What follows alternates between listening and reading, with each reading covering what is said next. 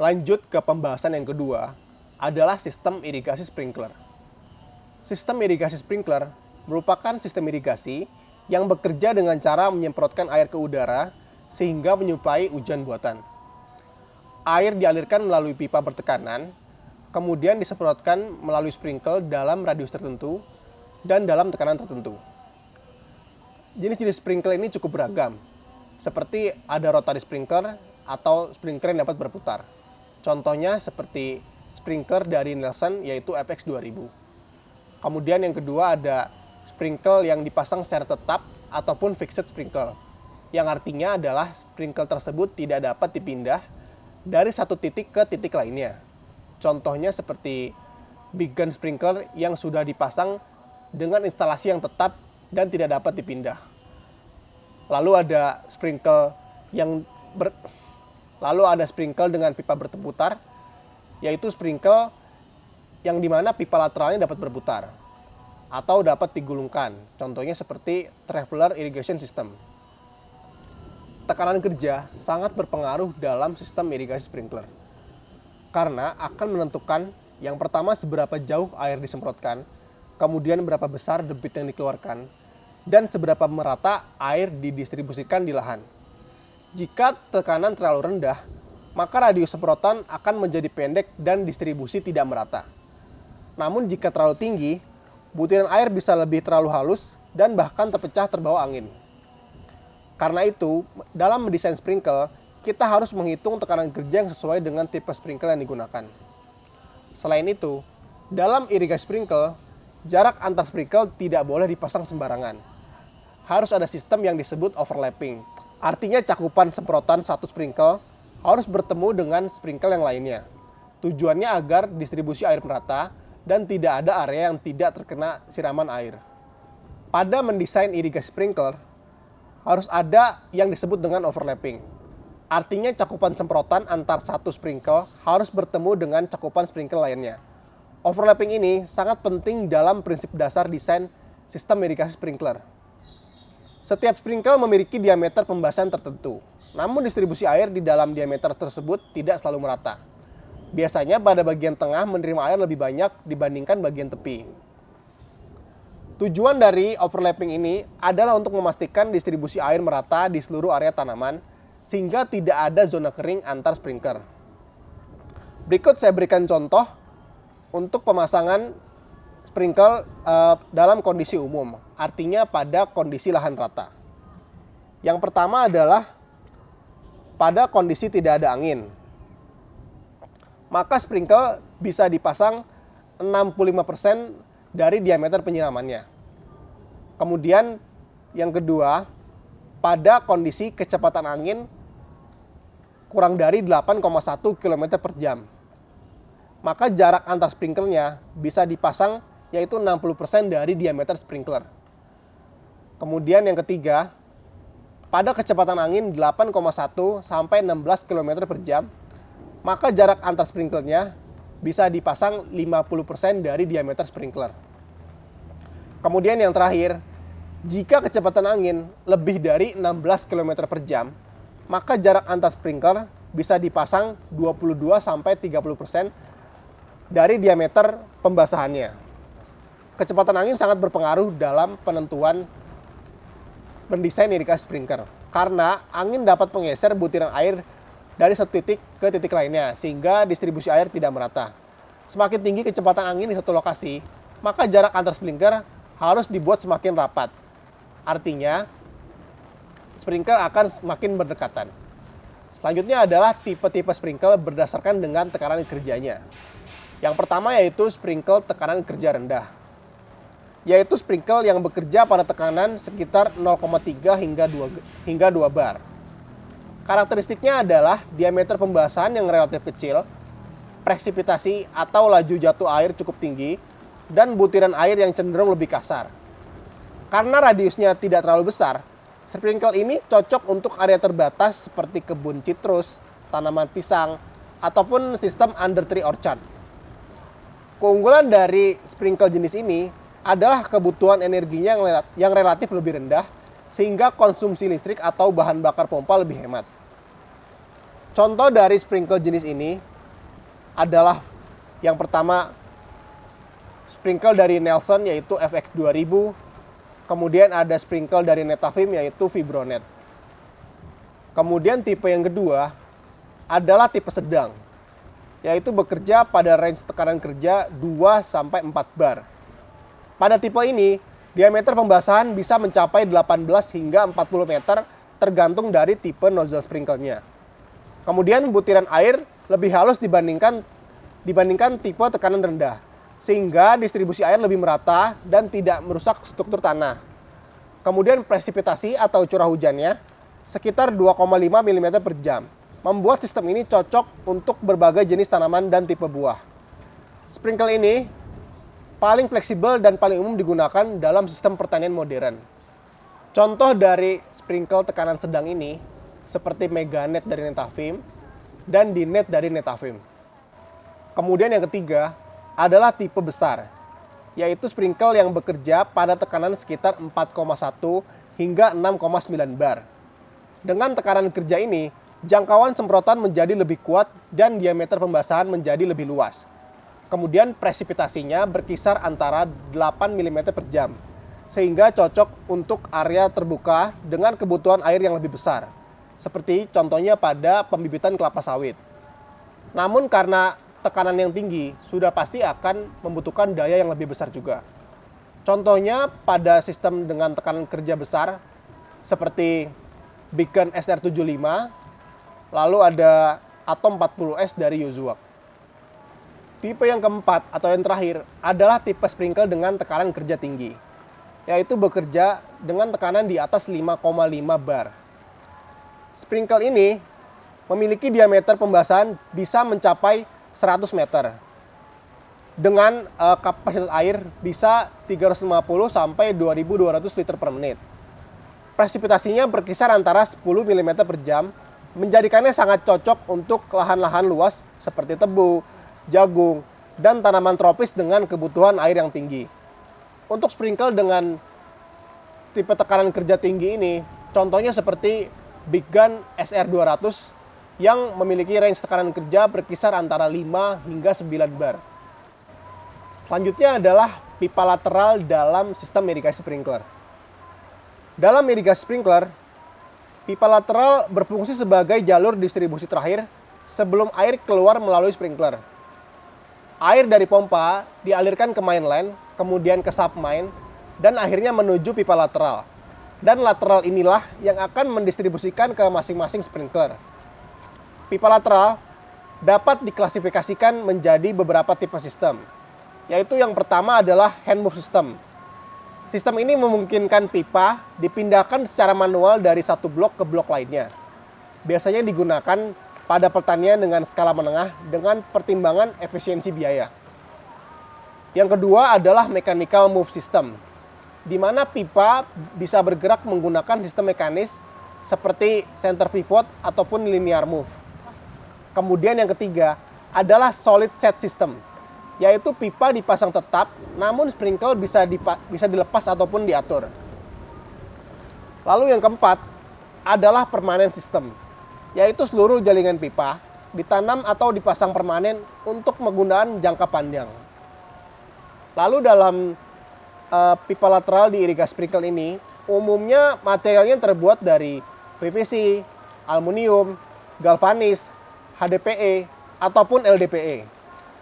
Lalu pemilihan material ini sangat bergantung pada tekanan kerja dan durabilitas yang dibutuhkan serta kondisi lapangan.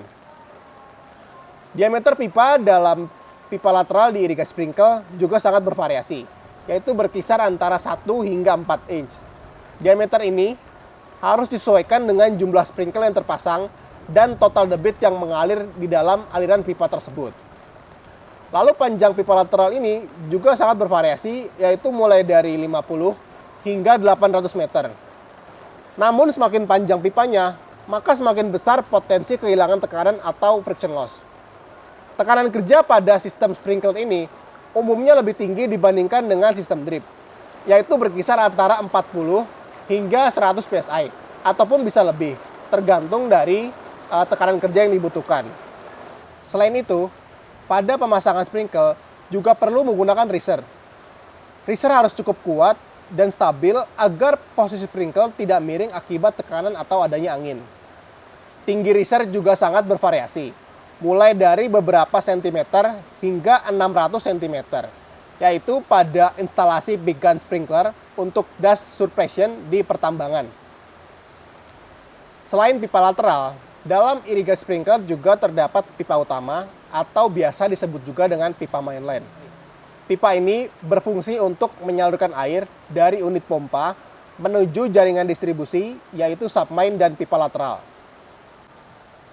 Karena membawa debit air yang lebih besar, maka pipa mainline memiliki diameter yang lebih besar, yaitu mulai dari 3 hingga 48 inch, tergantung dari kapasitas debit dan luasan air yang diperlukan. Kemudian material yang digunakan untuk pipa utama atau pipa mainline harus mampu menahan tekanan kerja tinggi, yaitu umumnya menggunakan PVC ataupun besi, galvanis, ataupun aluminium. Lalu pemilihan material sangat ditentukan oleh tekanan kerja, kondisi lapangan, serta pertimbangan biaya dan umur pakai. Tekanan kerja pada pipa utama atau pipa mainline umumnya cukup tinggi, yaitu bisa di atas 8 kg per cm persegi, ataupun 8 bar, terutama pada sistem sprinkler dengan tekanan tinggi ataupun big gun sprinkler.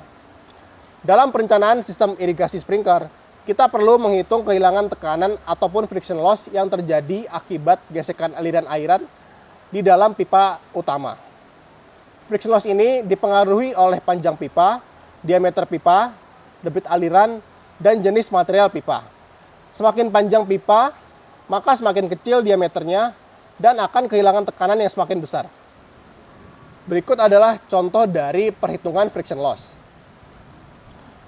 Berikut rumusnya, yaitu S sama dengan 10,67 dikali Q pangkat 1,85 lalu dibagi C pangkat 1,85 dikali D pangkat 4,8655. Di mana S adalah head loss dalam meter atau air per panjang pipa, kemudian Q adalah debit dalam pipa, yaitu meter kubik per detik, D adalah internal diameter pipa, dan C adalah konstanta dari kekerasan permukaan pipa.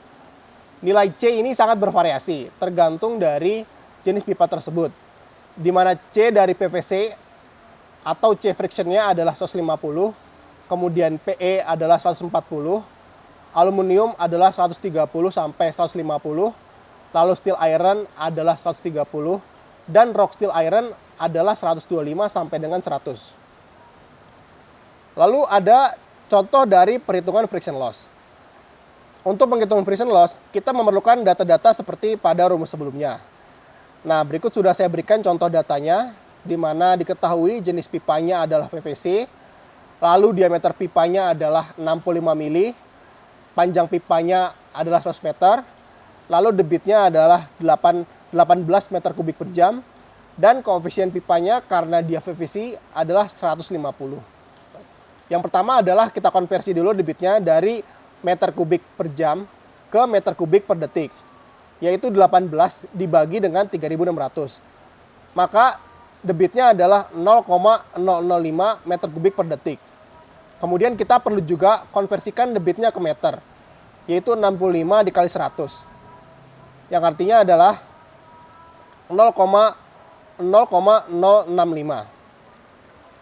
Apabila sudah, kita masukkan nilai-nilai tersebut ke dalam rumus yang sudah dimasukkan sebelumnya, yaitu 10,67 dikalikan debitnya, yaitu 0,005 pangkat 1,85 dibagi 150 pangkat 1,85, yaitu koefisien pipanya, lalu dikalikan 0,065, yaitu diameter pipanya, dipangkatkan dengan 4,8865. Lalu maka didapatkan hasil, yaitu 10,67 dikalikan 0,00553, yaitu pangkat sebelumnya, lalu dibagi dari 10,585, yaitu pangkat dari 150, dikalikan 0,000166, yang mana hasilnya adalah 0,00590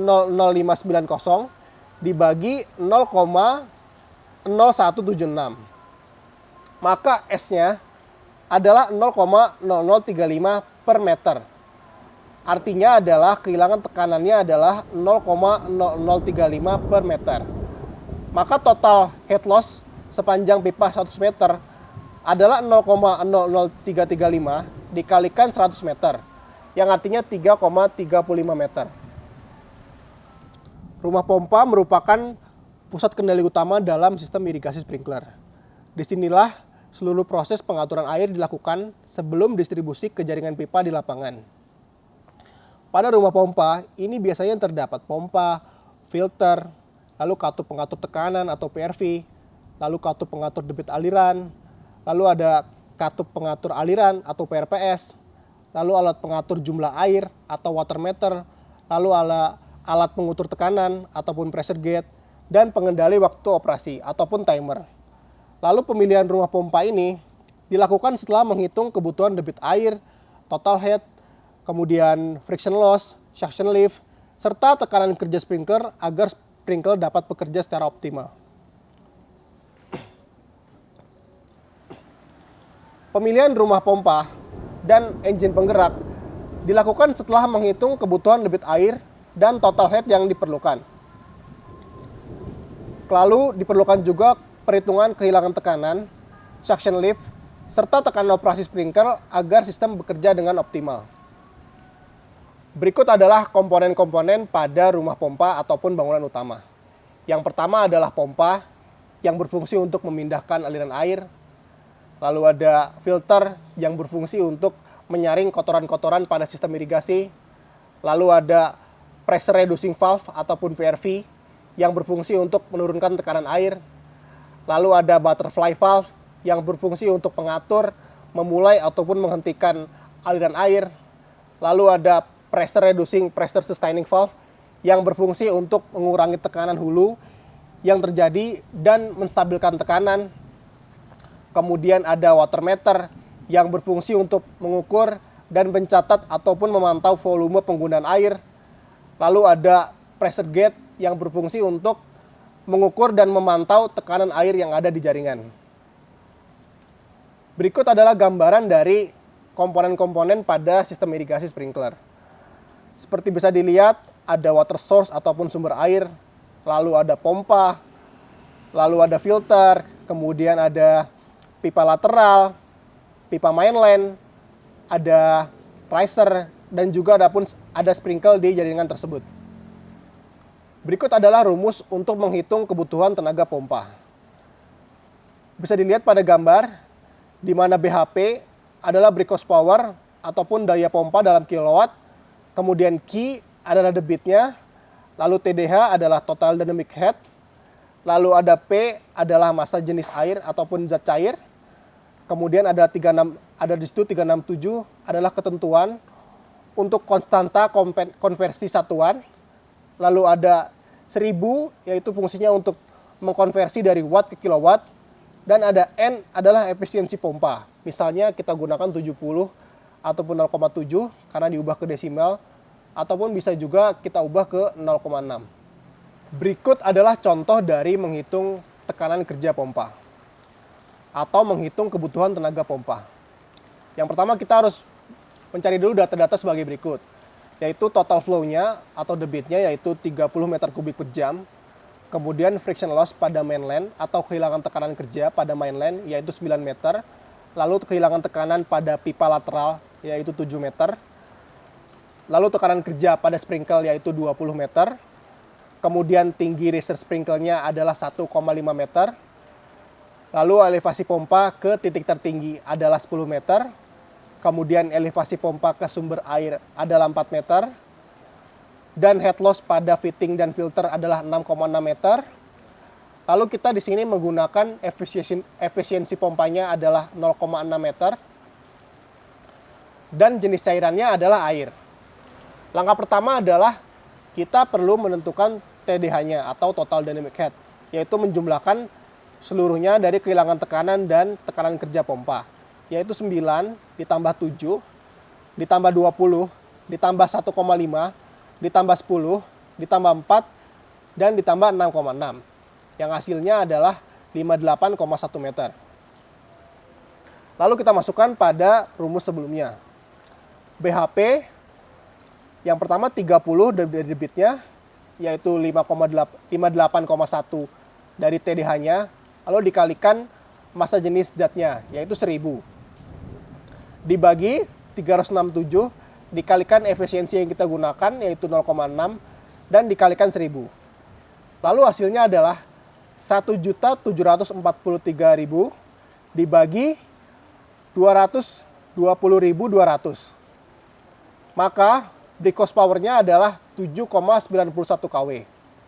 Yang artinya adalah kebutuhan tenaga pompa tersebut adalah 7,91 kW atau 10,6 HP.